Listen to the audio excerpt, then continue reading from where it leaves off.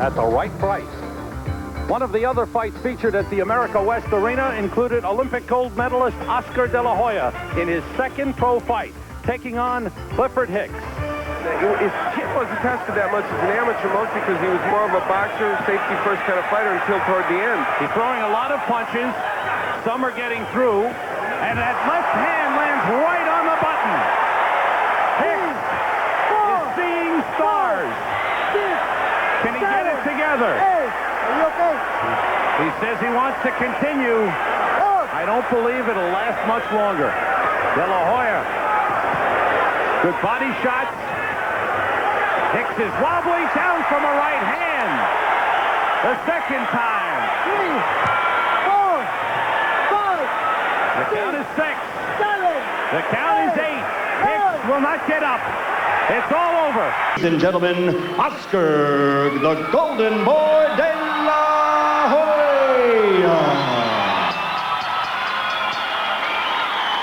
No question as to who the crowd is here to see. Have you ever seen a whole corner as bedecked in the perfectly matching outfits I like of those it. guys? Nice. In entertainment, they call it a moneyed look, right? And that's what they have. Dressing room.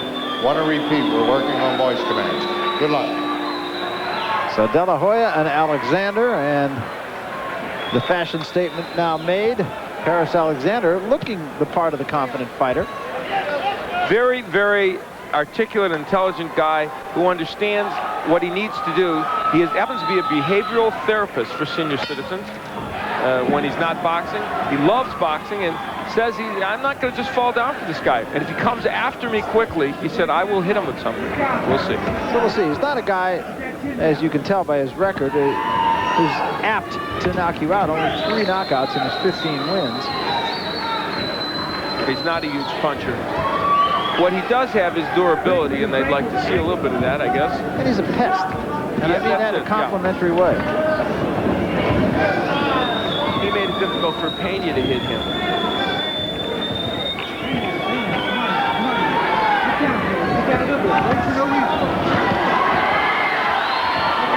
You heard one of my keys to victory, and that is hold. He did that. First he closed his eyes, and then he held. I think the other way around would be better.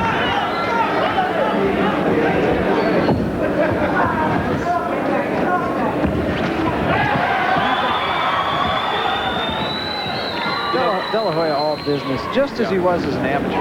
Yeah, the difference here, though, is he understands now that he can really go after guys. As an amateur, he felt he almost had to box.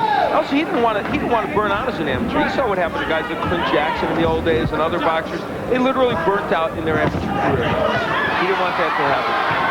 And you know what? He throws every single punch as if it's a knockout punch for him. He didn't used to do that.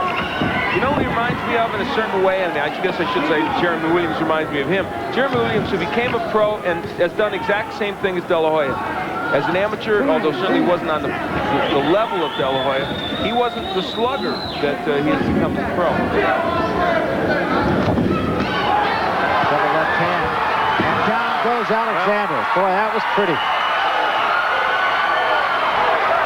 It keeps happening. He keeps hitting guys, these journeymen who you would expect at least to get through 2 or 3 of those punches, and they don't do it. I don't think Alexander's really hurt by it, but he made it look all too easy. And I mentioned earlier, they really do have him headed on a very fast track. They want him fighting main events very quickly. Incidentally, I should point out, he's the youngest main event fighter that we have ever had here on Top Rank Boxing. The oldest, of course, is difference of 23 years. He is throwing some really hellacious shots here.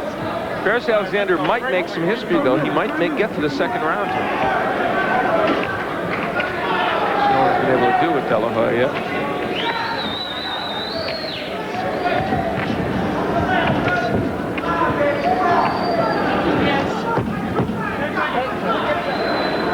De La Hoya would kind of like that too, somewhere inside him. I think he'd like to get a little bit of work in. Digging that left hand, that is a tough fight. Another pretty good left hand at the belt. Not much to correct Oscar De La Hoya on in that round.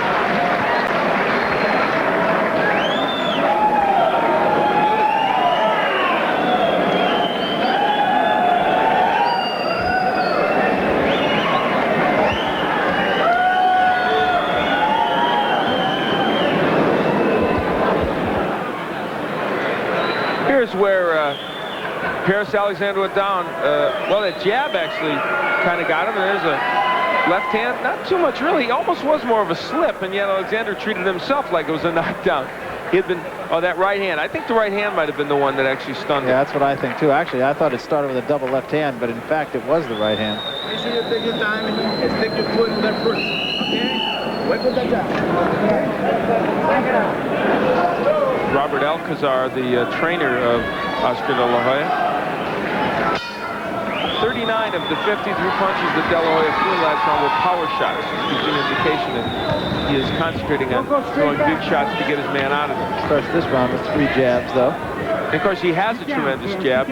Watching him over in Barcelona at the Olympics, his jab was a staple. He used it to carve out several decision wins. What he does show is a lot of, not only patience for a guy who is an amateur fighter, but he's right on balance, doesn't throw bad punches. No, and you know, I almost hate myself for saying this, but you really have to look back to Sugar Ray Leonard to see a guy who this early in his career was fighting as a main eventer and showing you these kind of skills.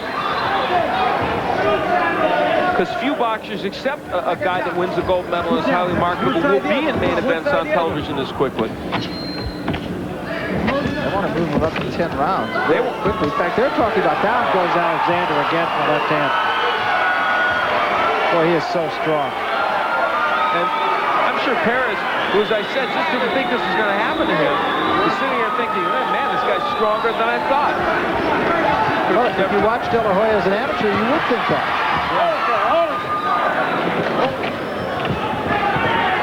Yeah, they're talking about having De La Hoya fight Jeff Mayweather in March in a 10-round. Jeff Mayweather has been fighting 10-round main events with pretty good fighters for a couple of years.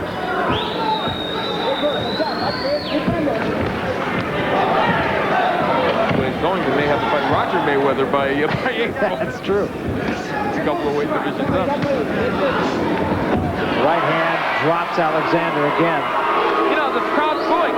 You know what's interesting? That was a big right hand on the temple. It just doesn't look like these are the punches that would knock somebody down. Stop the fight. And De La Hoya has made it 3-0. And the crowd doesn't really agree with the stoppage, I don't think. But I think it only could have gotten uglier, to tell you the truth. I don't know if Paris Alexander would have done anything more at that point. I mean, they could have let it go, I guess, one more knockdown. But he had been knocked down 2 or 3 times, wasn't showing any offense, and I just have to wonder if he would have been effective at that point. I agree with that. I don't think that's in any way any kind of protection for De La Hoya or anything of that nature. Here's the last knockdown. Let's see. A good left hook. Well, now, you know what? It didn't look like it landed very well. Sure didn't. Well, but guess what? If Paris Alexander didn't want the fight to be stopped, he shouldn't have gone down from it. But, you know, you can make